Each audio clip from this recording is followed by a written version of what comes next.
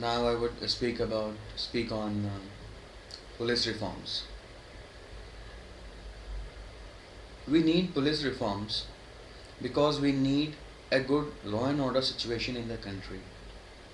Because good law and order situation is needed for the kind of society which we aspire to be. We want to be a modern, developed society. So that can only happen when at the base we have a strong structure of good policing system. Presently, the police structure faces multitudes of problems. The problems start from their image. The image, they don't have an image which inspires confidence among the people. Their image is tainted with charges of corruption and of institutional deviance. These problems are because the police structure still derives its origin and its way of functioning to a great extent is influenced from the Act of 1861 which gave its birth. And it is said that the police structure still survives from the colonial hangover. Its goals and targets which it sets for itself and the way it goes to solve problems of law and order, they're still suffering from the same colonial hangover. Now the need of British were different. Britishers wanted to maintain order at the cheapest cost, and for them it meant that hire some police staff, and their goal should be that whosoever goes against the state, just bring him down, either shoot him or put him in jail, do lathi charge, etc. The police force was never citizen friendly, was not even required to be citizen friendly during the time of Britishers by the government. But times have changed today. Now we don't have a colonial government, but a government which is of the people, by the people, and which should therefore be for the people. So in this setup, it is very much required that the police system undergoes transition of its image held by the public. This transition of image is not merely a PR exercise, but it needs complete overhaul of the structure. And it needs to get rid of those problems which are plaguing it and reducing its functionality. The biggest challenge for the police system is about political interference. The political interference which exists at multiple levels, starting from recruitment for the lowest levels of staff to the appointments of DGPs. There have been charges and there have been many reports that how the tenure of police chiefs is not fixed, it is entirely up to the will and whims and fancies of the political leadership.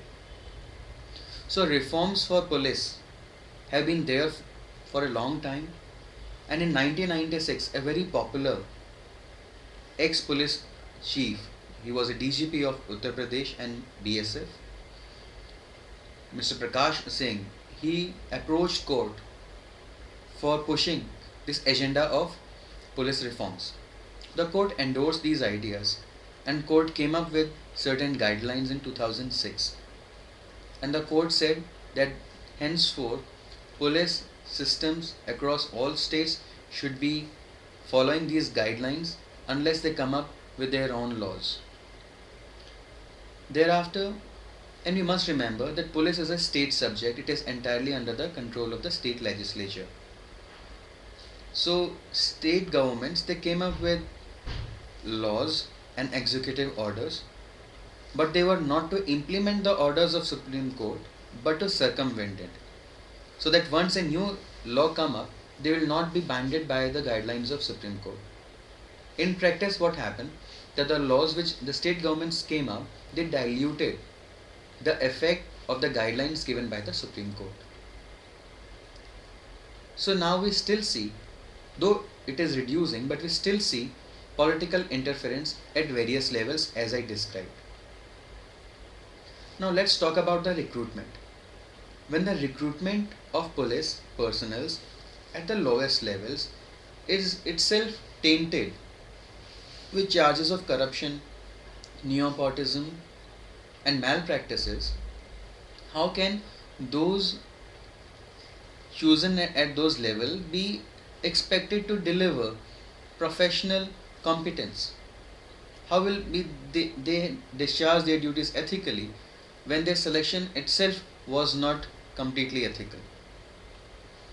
Furthermore, about recruitment, we can also say that police staff at the bottommost level, they are recruited in the fourth category and in the category of unskilled labor. When we are hiring them in this category of unskilled laborers, paying them absurdly low salaries, how can we expect these unskilled laborers to perform the duties of smart policing? We expect that they will do smart policing, but we are hiring them and giving them remuneration which is there for unskilled laborers. So we need to address this anomaly. The present society is very much technology driven. Technology has entered into our lives at various levels, and even the crimes today, they they use technology to a great extent. We are hearing cyber crimes, and which take cyber crimes now bullying and um, in which for cyber crimes. So these crimes which are technology driven, can they be handled by a police force which is untrained and not equipped technologically to address them? So we also need to bring in their skill development. We need to give more funds to upgrade them technologically, so that not only they can address these technologically driven crimes, but they can also use modern technology for processes like evidence collection, for more organization of their knowledge system, so that they can help in giving speeding delivery in the even by the courts. So we need to modernize even the evidence collection process by the police. Next is appointments at the highest levels.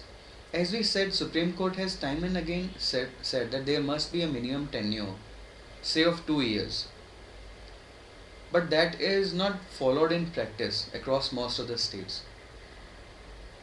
We have also seen how police DGPs, they are being hired, they're being appointed for as less as 1 or 2 months. In those 1 or 2 months, they can't bring up much change, they can't deliver much, and they will remain at the mercy. And their expectation would be that let me do something so that so that I get an extension of say another few months. So unless this guideline of minimum tenure is followed in practice, we can't expect much change. We also need to bring in more training and making police force sensitive towards the issues of citizens. Police is not just a system to enforce law and order, it is also there as a system to help citizens, to help victims, and to make them more comfortable.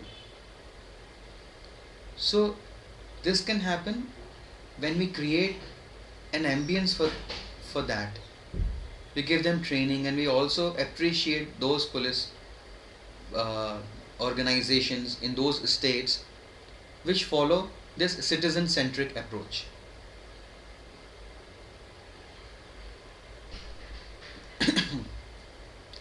Next, we have seen in recently how NHRC, and how even there were reports about how the rise of encounter killings and rise of crimes done by even the police staff. against the citizens. That has to be stopped at any cost, because that simply erodes the legitimacy of the policing system.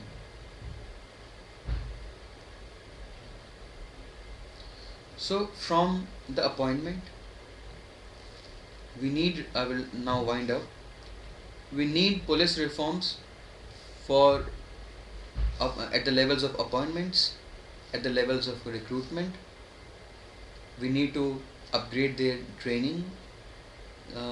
We need to bring in changes in their curriculum. We need to provide training on a regular basis and not just in a one-time fashion. We need to sensitize them towards modern citizen friendly approach and issues of citizens.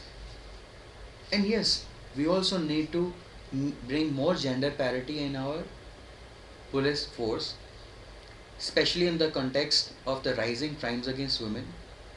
We, we need more women staff in police, and we also need to ensure better service conditions than what they are existing for the women staff, so that those who are already serving, they don't face difficult situations.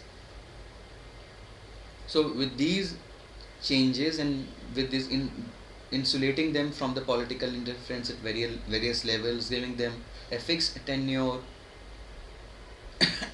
upgrading and improving their budget, and also improving their budget utilization, we can hope to bring in an overall change and make policing system a system which inspire confidence in the public. We must remember that we should not create conditions in the wake of which incidents like the collapse of police system occurs, as it occurred in the reservation demands for reservations campaign on protests in Haryana last year, when it was reported that police there was a near collapse of the police system, as a result of which crores of property was vandalized. So that things must not take place, and that will only happen only if we bring in these structural and institutional changes in the police system. Thank you.